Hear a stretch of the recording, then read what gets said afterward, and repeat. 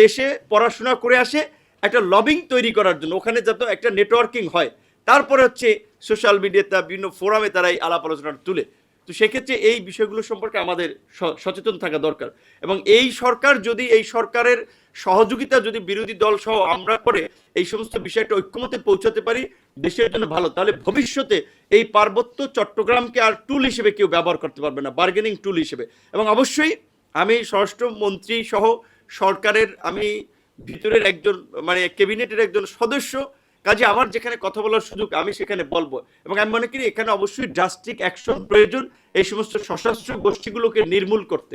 নিরীহ কোনো মানুষকে আঘাত করা যাবে, নিরীহ কোনো মানুষের অধিকার থেকে বঞ্চিত করা যাবে না, কিন্তু এই সশস্ত্র গোষ্ঠীগুলোকে যদি নির্মূল না করা যায়, আমি আবারও বলছি যে সশস্ত্র গোষ্ঠী, অস্ত্রধারী গোষ্ঠীগুলো তারা এখন মেশিন গান পাচ্ছে, এটা তো কেউ দিচ্ছে পরিষ্কারভাবে। তো এটার বিরুদ্ধে যদি আমরা পদক্ষেপ না নিতে পারি তাহলে তো ভবিষ্যতে আমাদের সংকট তৈরি হবে। সর্বশেষ আমি একটা কথা বলবো, কারণ না হলে আমাকে অনেকে সোশ্যাল মিডিয়াতে বলবে যে, যেমন ইন্টারিম গভর্নমেন্টের পরে যখন আমরা বলছিলাম যে অনেক মানুষ বুঝে কিংবা না বুঝে সামরিক বাহিনী এবং সিভিল লোকজনকে মুখোমুখি করে সরকারকে মুখোমুখি করার একটা প্রয়াস চালিয়েছিল, যদি একটা ক্রাইসিস তৈরি হোক যাতে এখানে অন্যরা ফায়দা নিতে পারে।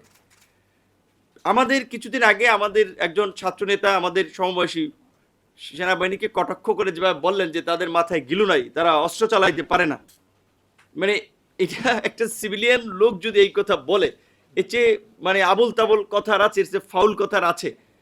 তখন আমরা বারবার বলছিলাম এবং অনেক ক্ষেত্রে যে সেনাবাহিনীর বিভিন্ন ধরনের বিদ্বেষপূর্ণ মন্তব্য, তখন আমরা বলেছিলাম যে বাংলাদেশের ঐতিহাসিক পরিবর্তন, সেটা ৭১-এর মুক্তিযুদ্ধ, ৯০-এর স্বৈরাচার বিরোধী আন্দোলন এবং এই জুলাই গণ অভ্যুত্থান, তিনটা ঐতিহাসিক পরিবর্তনই সেনাবাহিনী যখন প্রো পিপল পজিশন নিয়েছে, জনগণের প্রতি সমর্থন দিয়েছে, তখনই এখানে জয়লাভ আমরা করতে পেরেছি। ৭১-এর মুক্তিযুদ্ধ, ৯০-এ এরশাদের বিদায় কিংবা ২৪-এ হাসিনার বিদায়।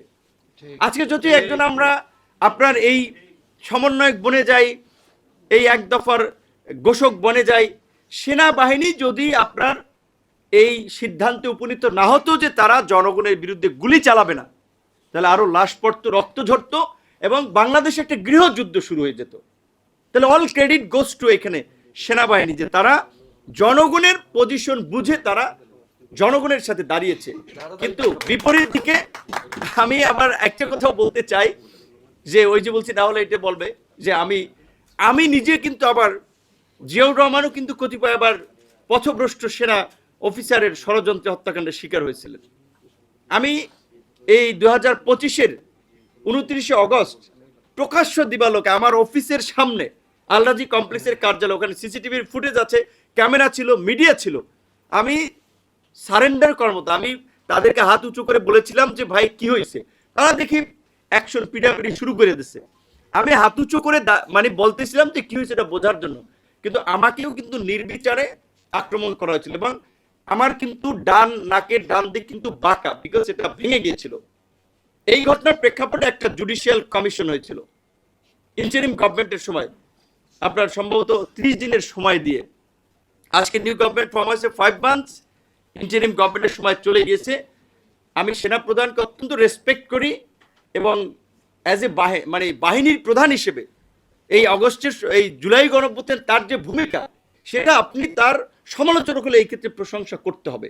পুরো বাহিনীর আমরা কিন্তু প্রশংসা করছি। অ্যাট দ্য সেম টাইম আমি সেনাপ্রধানকে বলবো সম্মানের সহিত আমরা একটু জানতে চাই ওই ঘটনায় আপনারা অভ্যন্তরীণভাবে কোনো ব্যবস্থা নিয়েছেন কিনা, এটা বাংলাদেশের মানুষ জানতে চায়। কারণ আমি কোনো অপরিচিত লোক না, বাংলাদেশের সচেতন মহল তারা এই আন্দোলন সংগ্রামের কারণে আমাকে চিনত, সেই ঘটনাটায় কি পদক্ষেপ নেওয়া হয়েছে। কারণ গুম খুনের ঘটনায় আমরা দেখেছি যে সমস্ত সেনা অফিসাররা জড়িত, সেনাবাহিনী তাদেরকে সেনা আইনে যে বিচার করা যায় সেটা সেনা আইনে, যেটা এই সিভিলিয়ান আইনে করা যায় সেটাকে সেই আইনে